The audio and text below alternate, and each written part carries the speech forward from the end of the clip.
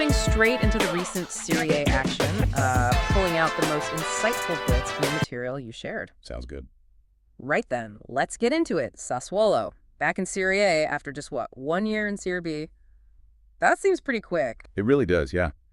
It highlights their strength, doesn't it? Mm-hmm. The sources suggest that once Berardi was back, Berardi. right, those 12 assists, they speak volumes. There was a real shift then. So he was the key. Well, a big part. But it wasn't just him, Loriente, he sort of rediscovered his scoring touch, grabbed 15 goals. 15, wow. And Pirini Mulattieri also chipped in quite a bit, 10 and 9 goals respectively. Okay. It points to a squad that, probably had too much quality for Serie B, really. Makes sense. And the feeling is Berardi will stick around. That seems to be the speculation, yeah. Yeah. That he'll likely stay with them for their Serie A return. Interesting. And this promotion brings Fabio Grosso his second taste of Serie A management. It does. And, makes you think about others like Pecchia or Pippo Inzaghi. Right, they found that step up pretty tough, didn't they? Exactly. The sources even mentioned Eusebio Di Francesco, who actually stayed on after Sassuolo's first promotion. So the big question is, will Grosso get that same backing? Will they keep him on? That's definitely a key question. Because the material also brings up that earlier analysis about Sassuolo's, let's say, long-term prospects. A whole fairy tale might be over thing. Yeah, that kind of thing. Yeah. Their sort of geographical marginality, the half-empty stadiums. Mm. It does raise questions about their ability to consistently compete, generate that wider appeal beyond just the big clashes. It shows success on the pitch isn't always the only factor, I suppose. Absolutely. It's about the bigger picture, the club's stability and growth potential. Definitely. Okay, shifting gears a bit. A pretty significant departure coming up. Claudio Ranieri. Yes, leaving Roma at the end of the season. His last Derby della Capitale. Interestingly, the first one he didn't win after. 5 straight victories. Is that right? That's it. Quite a streak he had going there. 5 wins and a draw out of 6 in Rome derbies overall. Just remarkable. And it wasn't just Roma, was it? The sources mention his record elsewhere. No, exactly. You look across his career, Inter, Juventus, even Sampdoria, his derby record is consistently strong. Very strong. He just has a knack for those games. It really suggests that, a real knack for prepping teams for those, intense, high-stakes matches. The sources hint at his ability to manage the whole environment, the moods. And maybe a bit of luck follows him, too. Well, the material suggests a bit of consistent good fortune, yes. And that feeling that he's never really, truly hated, even by rivals. Yeah, you get that sense, a certain level of respect. Definitely. So Ranieri's chapter closes, but the season rolls on. The latest match day, the 32nd, described as a bit flat, like a transfer stage in cycling. Yeah. That's a good analogy. Like everyone's just trying to conserve energy, avoid any big crashes before the mountains. Keep the powder dry. Exactly. And for Inter Milan against Cagliari, it seemed, pretty straightforward on the surface. 2-0 up by halftime. Which fits a pattern we've seen recently, right? Against Udinese, Parma, they start strong. They do. But there's this recurring theme that popped up in the sources. Conceding goals. Yes. The second half. 6 goals conceded in the last 5 games, and all of them after the break. What's going on there? It's a fascinating point, isn't it?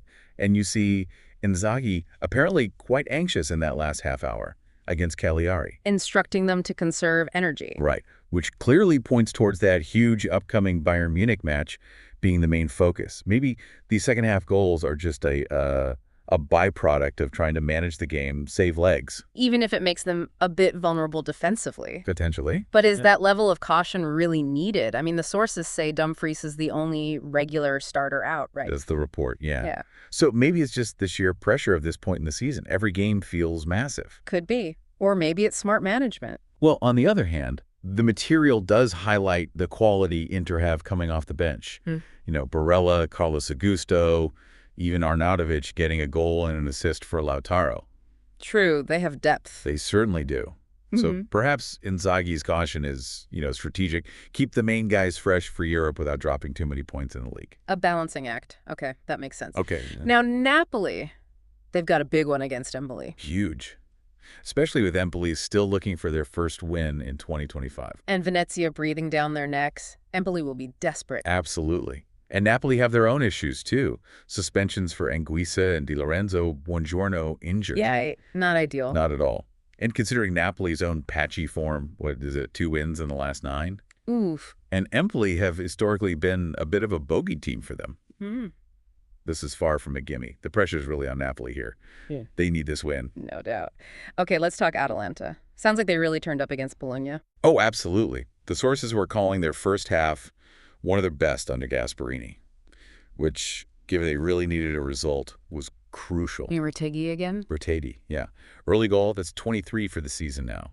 Just one behind Pippo Inzaghi's club record. That's impressive. It really is. And his whole play for Kasalik's goal, battling Lukumi, setting it up, showed his all-around contribution. Meanwhile, Bologna sounded like they were a bit off their game. Yeah, lacking that usual sharpness, apparently. Loads of possession, but not many clear chances.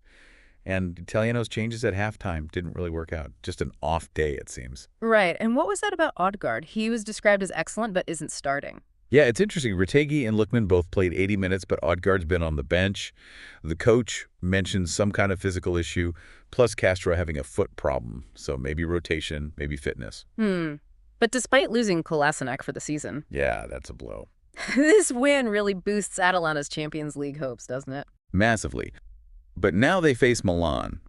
That'll be a proper test of where they really are. Speaking of Milan, maybe they're not totally out of that Champions League race either.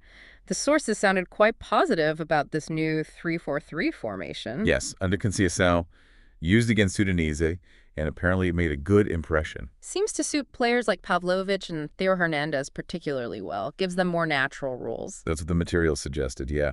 Which does make you ask, why wait until April? Was it Walker's injury that forced the change, or? Or a deliberate tactical shift? Hard to say. It raises the question, definitely. Okay, Juventus. Under Tudor, it feels like it's just win. Doesn't matter how. Pretty much, yeah. Yeah. That narrow victory against Lecce, who only really woke up in the last 10 minutes, Yeah. it kind of sums it up. Functional. Functional is a good word. But hey, gets them back into the top 4. And the sources did mention improvements from Koopmeiners and Vlahovic. Yeah, Koopmeiner's looking better, and Vlahovic playing a part in Yildiz' goal. So maybe not always thrilling, but they are grinding out those crucial results. Right. Elsewhere, Fiorentina drawing with Parma. A missed chance for Fiorentina. You'd think so, yeah.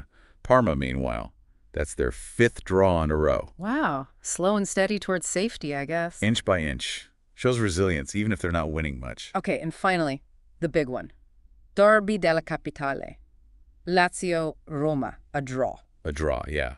And as the sources said, probably doesn't really help either team much in the grand scheme of things, European-wise. But Lazio looked much better this time around. Oh, definitely. Compared to the last derby, much improved, more disciplined, effective on set pieces too, Romagnoli scoring again. That's his 4th this year. Good going for a defender. Very good.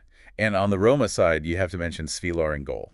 Yeah, the sources really highlighted his performance. Outstanding, apparently. Kept them in it, by the sounds of it, especially since Mourinho often overlooked him. Interesting. Roma seemed a bit surprised by Lazio's intensity. That was the impression, yeah. Which, might actually give Lazio a bit of a confidence boost for their European game coming up. And those Baroni rumors. It's strange, aren't they? Given his team are actually above Roma right now. Football, never straightforward. The material called them absurd rumors. And Sol. What a goal in his first Rome derby. Beautiful goal, yeah. Something Dybala, for all his quality in derbies sometimes, hasn't managed yet. So, entertaining game, but the draw, it just kind of underlines that gap, doesn't it, between the Rome clubs and the absolute top in Italy? It does, and that real possibility that neither makes the Champions League next season, which apparently only Berlin shares among major European capitals. Quite a stat. It really is.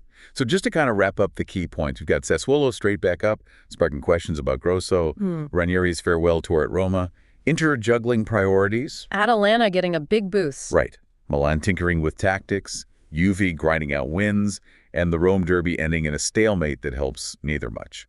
Okay, so here's something to chew on. We see these contrasting approaches, right? Inter being maybe super careful managing resources for Europe.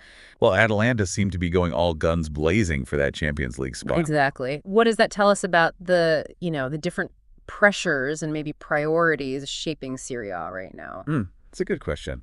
And also, with managers leaving, like Ranieri, and maybe question marks over others, how much does that coaching stability or maybe instability really affect where a team ends up in such a tight league? Yeah, how big a factor is it really? Lots to think about. Definitely. Just some food for thought. This deep dive, as always, it's just scratching the surface, really. Hopefully it encourages everyone to keep digging into all the stories unfolding across Serie A.